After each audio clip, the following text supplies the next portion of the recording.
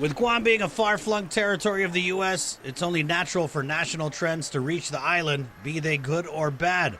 One trend on the rise in the States that has made its way to Guam recently, leaving kids unattended in locked cars. Just a few weeks ago, a Korean tourist couple arrested for leaving their two young children in a locked car at Kmart. The vehicle had begun to get hot. The children were sweating. It was 2 in the afternoon on a muggy Guam day. Concerned passersby noticed the two children sleeping, and I was on the scene interviewing people about Taotaomonas when police and firemen showed up to rescue the kids. The parents, ironically a judge and lawyer in Korea, came running out of Kmart nearly a half an hour after leaving their children. And the father had the gall to tell GPD officers the couple was only in the store for 3 minutes. Which is a lie, because everybody knows you can't get in and out of Kmart in just 3 minutes. Even more unnerving when responding officers told the father that the children could have been hurt or worse, died in the hot car. He laughed it off as if the officer was out of his mind. This story even made headlines in Korea. The parents were eventually arrested, which marked a departure from regular GPD policy because this wasn't even the first time tourists have done this. An officer on the scene told me in other similar cases, no arrests were made because of the red tape headache it would entail. Charging a foreign national means foreign governments get involved, and once charged, there's no guarantee these foreigners will ever come back to face a judge and jury. Especially since leaving your child unattended in a locked car on Guam is only a petty misdemeanor, meaning you pay a fine and do not go to jail, unless, of course, the children are injured. In the most recent case, the parents, Sang Woo Yoon and Jung Yeon Sul, pled guilty to leaving children unattended or unsupervised in a car as a petty misdemeanor, and each of them paid a $500 fine and $80 in court costs. In September, another Korean tourist couple left a child locked in a car, this time a GPO.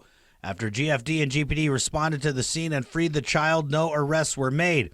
And in May, a pair of teenagers noticed 2 young children locked in a car at the Micronesia Mall, thankfully acting in a heads-up manner and saving the day. One of them was trying to get their seatbelt off. She stood up and she was crying, she was sweating. And who could forget the case of Sean Cruz and Victoria Xiaotang, the couple who left their baby boy in a hot car. After they got home, they both assumed the other had taken the baby out of the car. 2 hours later, they checked the car and found the baby foaming at the mouth and whimpering. The child tragically died 30 minutes later. So if leaving your baby in a locked car is a petty misdemeanor, what type of punishment do you receive after your child dies due to your negligence? The couple in this case received no jail time and instead have to comply with probation and do a public service announcement warning people of the dangers of leaving your kids in a car. Let's go back a little further to the case of Superior Court Senior Probation Officer Anthony Morsilla. In 2013, he forgot to drop his toddler daughter to daycare and instead left her in his truck parked at the court's employee parking lot. 7 hours later, he discovered the girl had died from suffocation and burns. Morsilla was booked and confined upon his arrest, but was found not guilty of the charges by a jury of his peers. As a parent, I can't imagine the guilt these people have to live with every day. But as a society, shouldn't we send a message that this type of offense, whether intentional or not, is something we take seriously? In Australia, penalties for leaving children unattended in a car are nearly $4,000 and carry the possibility of a maximum sentence of 6 months in jail. Even several states have similar, stiffer laws. The Australian and U.S. governments have run many PSA campaigns about this issue. GovGuam hasn't done a single one, ever. Instead of passing resolutions and fighting with each other all the time, maybe the senators and the governor should introduce stiffer penalties for this and get the awareness campaign off the ground already. An officer told me in almost all cases of tourists leaving kids locked in a car, the tourists have been Korean. The officer telling me they have been told by the parents in these cases it's common practice to leave your kids in the car in Korea. Should we have an awareness campaign for inbound flights from Korea? Until that day, we can all do our part to stay vigilant.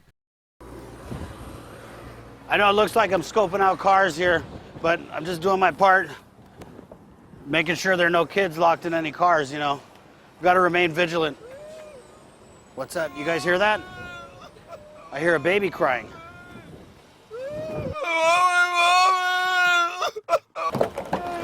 God, come here, baby. Oh my God, come here. Oh.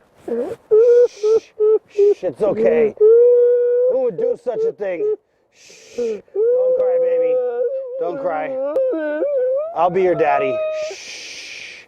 Shh. Oh my God.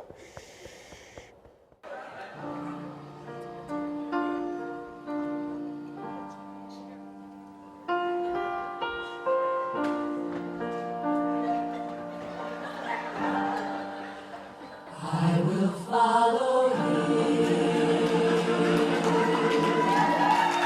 Follow him wherever he may go.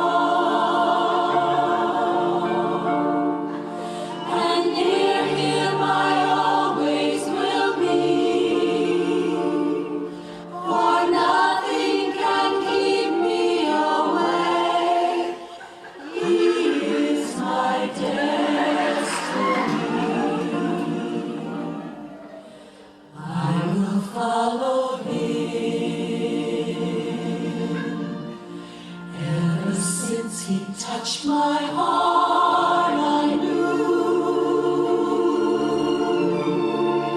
there isn't an ocean too deep, a mountain so high it can keep me away.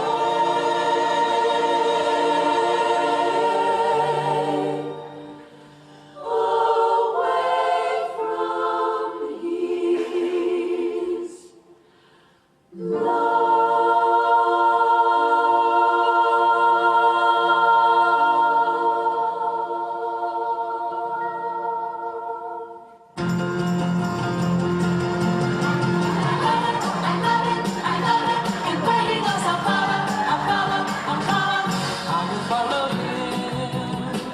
follow him wherever he may go.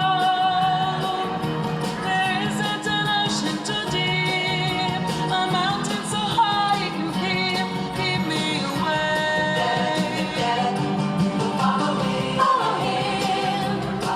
wherever he may go. There isn't an ocean too deep, a mountain so high it can keep us away from his love. Oh yeah, oh yes I love him. I'm gonna follow.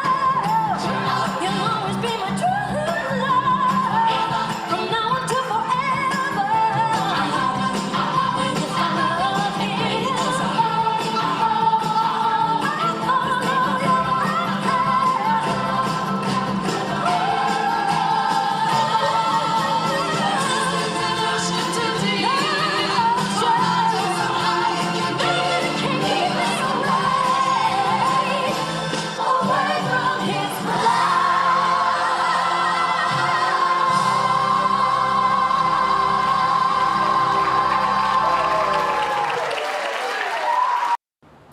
A lot of talk lately about randomly testing government of Guam employees. Totes random light. But the Attorney General came out and said that randomly testing GovGuam employees violates their Fourth Amendment constitutional rights, which I thought was kind of funny. I mean, we're a colony. What do we know about constitutional rights? But you know, GovGuam can already test certain employees anytime they want. Law enforcement, employees who operate machinery, and employees who deal with sensitive information. You know, like those employees who know who everybody's chakma is? If GovGuam also has reasonable suspicion an employee is on drugs, they can drug test them at any time. All right, reasonable suspicion, you know, like if you have a worker who hasn't taken a lunch break in 3 years, you should probably drug test them. If you got a worker who shows up looking like this, I would say drug test them. Or if you have an employee who takes a smoke break every day at 4:20, you should probably drug test them. When I think about it though, I think some GovGuam employees would benefit from being on drugs. Like imagine if everyone here at DMV was tweaking out, I bet that line would be moving real fast. How about bus drivers? If bus drivers smoke weed, they got into an accident, no one would get hurt because they'd be going 10 miles an hour. Just totes random thoughts from your boy Chris. Thank you for joining me here for episode 5 of the Malafunkshun Show.